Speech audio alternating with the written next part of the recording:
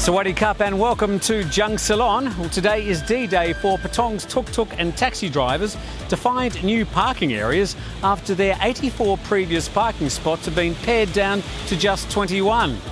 Well, that's the threat from Provincial Hall, with backing of the Army, who say the time for negotiations is over and time for giving the public spots back to the public starts today. The big question is, will anything actually happen? Well, here outside Jung Salon, it's long been a haunt of a fleet of tuk-tuks and taxis. Over the years, there have been a number of attempts to try and clear the spaces for public traffic, but nothing really has changed. And many of us fear that nothing will change today as the tuk-tuk and taxi cartels continue to flex their muscle in Phuket's main tourist town. Anyway, time to check out today's other stories. Two Thais remain missing after their car was found submerged in a river at the bottom of a cliff in California. The Thai consulate in Los Angeles is working with LA police to find the two girls, Thai Wadi and her friend Golf. The pair went missing a week ago after their car was found submerged in the river at the foot of a 150-metre cliff on California's State Route 180 highway. The pair haven't been seen since. Phuket town's bar and nightclub representatives have been meeting at Provincial Hall to seek an extension of the current enforced closing times of 1 a.m. to at least 3:30 a.m. Vice-Governor Init reiterated the current law that requires Provincial Hall to administer the closing times of 1 a.m, but says a request has been sent to the government to request an exemption, as Phuket is a major tourist attraction and income provider for many people in the region. Bar owners claim that their expenses remain the same and are struggling to keep their businesses alive.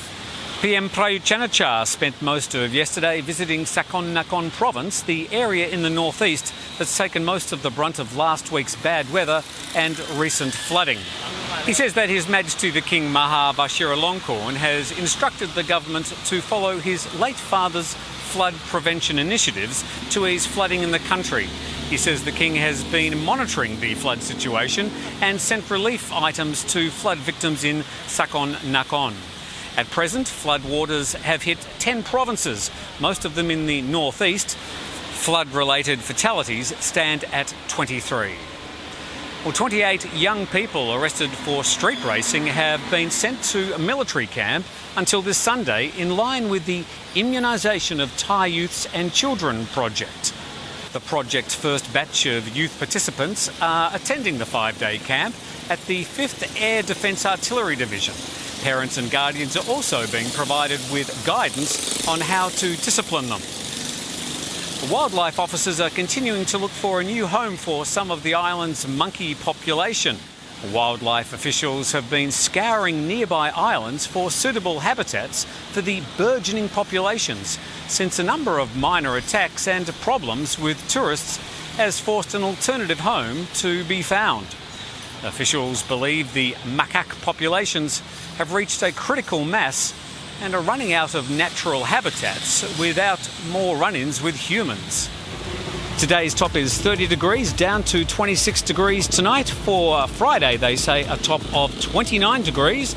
The strong westerly winds will continue all the way up to 30 kilometres an hour tomorrow.